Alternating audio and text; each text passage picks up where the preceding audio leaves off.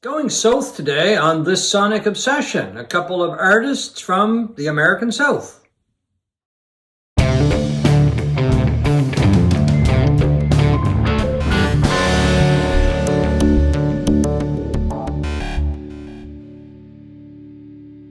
Hi folks, right here is John Whidden, right there is Steve McLeod. Today we're going to go south on this Sonic Obsession to Waxahatchee, Alabama, Waxahatchee Creek, I guess, Alabama, and Austin, Texas. We're going to talk about the new album by Waxahatchee and by Gary Clark Jr. So I'm going to let you start things off with the Tiger's Blood album. By Waxahatchee, yes. I don't know about you, John, but when I was in the throes of the incredible experimentation and musical wonderment of the 1960s, the idea of listening to country music was like exploring an ancient world, kind of a little embarrassing, a little hokey, and me and my friends just were in no way interested in that format of music. Well, I grew up with one radio station that was in the area, and they played a lot of country, so it was kind of unavoidable unless I didn't want to listen to the radio. At nighttime they would play some really good rock music, but most of the time I spent listening to a lot of country, so I came to like some of it, not all of it, but I did grow tired of it, let's put it that way. But in 1968 this album came out, Sweetheart of the Rodeo by the Byrds, and they hit, and this premier American pop rock band had injected traditional country music into their rock sensibility and style and fashion and that. And it sort of almost began to put cracks into my opinion of what country music was and how it should sound and whether or not I liked it. Well, it became cool. Well, not right away. Well, not right away. It took a while, but then there was the Byrds, and then there was music from Big Pink came out. Flying Burrito Brothers. Nashville Skyline by Dylan, an album I liked a lot. And before you knew it, country rock was a thing. Yeah, a big thing. And it became a very big thing. And which brings me to Waxahatchee, who is my latest Americana country rock fixation. I prefer North Americana. Well, whatever. Yeah, but in this case, it is Americana. Well, she is, yeah. Yeah. It's become a real favorite of mine, this wonderful performer. Waxahatchee is really, the central figure is Katie Crutchfield, who you see on the cover here. She surrounds herself with wonderful musicians, and at the heart of it all are these wonderfully melodic, catchy songs with warm instrumentation that really, if you like Americana, if you like country rock, this would be right up your alley. We should point out that she named it after Waxahatchee Creek. In her native Alabama. In Alabama, yeah. Yeah. She surrounds herself with great people, and on this album, probably the best of the bunch is MJ Lenderman, who has a solo alt-rock career of his own. Plays with a group called Wednesday, I believe. Yeah. And solo work as well. And when on the first hit or song that you probably have heard on this album, Right Back to It, when Katie Crutchfield is harmonizing with Lenderman on this song, I couldn't help but go back to the early 70s and think of Graham Parsons and Emmylou Harris. Emmylou Harris and the magic they performed together. I mean, it's just wonderful country rock, wonderful Americana. And she didn't start that way. She started really with lo-fi bedroom rock, literally recording her first album. Right, yeah. In her bedroom at her parents' home, I think, in Alabama. And over time, it's morphed into, on this album and the previous one, St. Cloud in 2020, into full-blown country rock / Americana. And it's wonderful music. Yeah, I didn't listen to her a lot. I've listened to little bits and pieces over the years. And so I went back when we talking about this album, and I'm like you, I really love the album too, and I listened to St. Cloud. I like her singing a lot more on this album. I think she sounds more confident, and she looks really confident in some of the videos that I've seen. I just found on St. Cloud and some of her other work, her vocals were a little shrill for me, a little bit over the top, whereas I found this one, they seem to be more controlled and more confident more as mature, a singer. yeah, more more mature. I mean, she's often compared to Lucinda Williams, another great Southern Americana performer, but she sounds nothing like Lucinda Williams. Well, nobody sounds who sounds like she Lucinda. gargles, she smokes cigarettes, lives on cigarettes, and gargles whiskey. Her vocals, Katie Crutchfield's vocals, are more akin to Gillian Welch, and there's a twang to the vocals, and it's just wonderful, wonderful stuff. Yeah, there's a lot of other people on this album too. Brad and Phil Cook.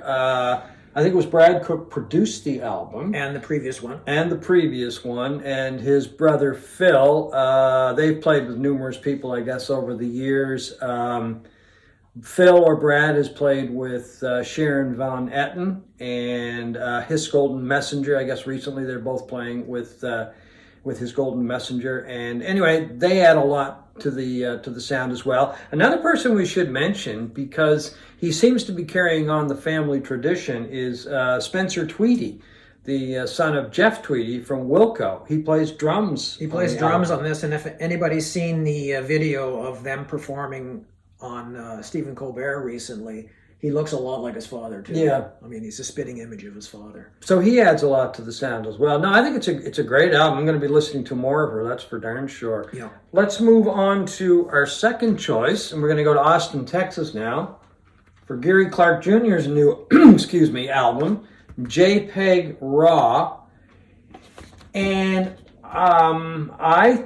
it's going to be difficult for anything to surpass this as my favorite album of 2024. I mean, I know we're not even halfway into the year. John, come on. I know, but this album I think is just totally brilliant. There's not a bad track on the album.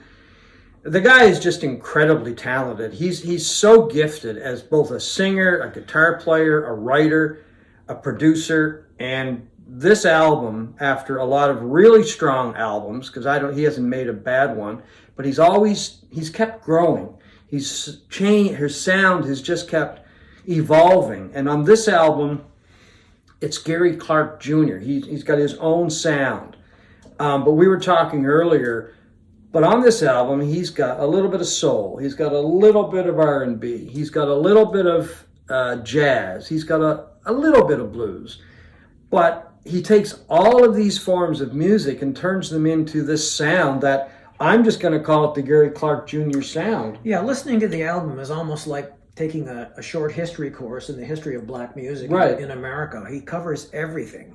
And like if you think of Gary Clark Jr. as this late, young guitar hotshot who showed up at the Crossroads Festival every year and played blues rock and wowed the crowd with his Clapton-like guitar playing and all of the stuff that fits into that festival, you're going to be disappointed with this album. But if that's what you're expecting, because he's not like that at all. No, I mean, his guitar shines throughout this, but it's not the hot shot kind of guitar playing that you sort of you got on his earlier albums. Yeah, I just think he's wonderful on this album. I mean, I first saw him at the Crossroads Festival in 2013. And he came out with a guitar and a kick drum. And I'm like, who is this guy? Because I heard the name, but I wasn't familiar with his music. And he just blew me away that night. And he's blown me away ever since. I've seen him doing short sets, I think it's 8 times now, either opening for Eric Clapton or at Crossroads festivals. And he's always wowed me. I've had the good luck and the fortunate to have met him a couple of times. He's a really nice guy, great guy to talk music with, and just kind of very warm and very personable, but just, I think, an incredible musician. And if we haven't mentioned it yet, we should say what JPEG Raw stands for. So on the insert, it's explained a little bit, and they're two photography formats, but jealousy, pride, envy, greed, rules, alter ego, and worlds. That's on the little insert that comes with the album. But he's got guests on this album that just give it a really good sound as well. He's brought in Stevie Wonder to help out on a song, Keenan Harold on trumpet, who's a great jazz player, and I hope I have the pronunciation correct on that one. And I mean, he's brought in the King of Funk, George Clinton. Yep. So they get a little funky with the tune. And he's just got wonderful musicians. One of the guys who's all over this album is a guy that's been playing with him for years. He's just going by Zapata now on guitar. And just a note, I've seen this guy play a few times, Zapata, and I think he's got probably the second best gig in rock and roll music, and that would be after Little Steven from Bruce Springsteen's. And he's just as cool looking as Little Steven as well. So anyway, a great gig. But I just think it's a brilliant album, and as I said, I don't think I'm going to find anything that's going to surpass this in 2024. You're setting yourself up for a fall, John. Well, I know. We're early in the year, and there's lots of music to come. Well, you never know. Yeah. I'm just saying, it's an album that's blown me. Now, I haven't heard anything like this in a very, very long time. Anyway, bring it on for the rest of 2024, but I really love this album.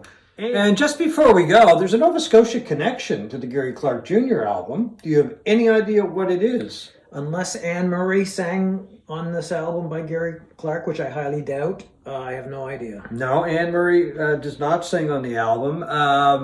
The album was co-produced. Gary Clark Jr. had a co-producer, a chap that he's worked with for a number of years, Jacob Skiba. And I hope I have the pronunciation correct. He's an engineer, producer from Texas. And he's worked with Joel Plaskett and the Trews, two artists from Nova Scotia. And we, of course, are in Nova Scotia. We're in Halifax. So I thought that was an interesting connection. Yeah. Anyway, I guess they worked together a few years ago. And just before we leave, we want to tell you what a tiger's blood is as well, from going back to the Waxahatchee album for a sec. That's it right there. It's a snow cone. And I guess it's very popular in the South. Cool off on a hot summer day or any time that it's hot, and just really refreshing. She looked like she was having a good time in this picture anyway, just relaxing. So anyway, that's what a tiger's blood is. So it has nothing to do with Charlie Sheen and cocaine. Not in this context. I think that's safe good. to I say. like that definition. I prefer that as well. Anyway, it looks kind of tasty. Anyway, folks, thanks very much for watching this Sonic Obsession.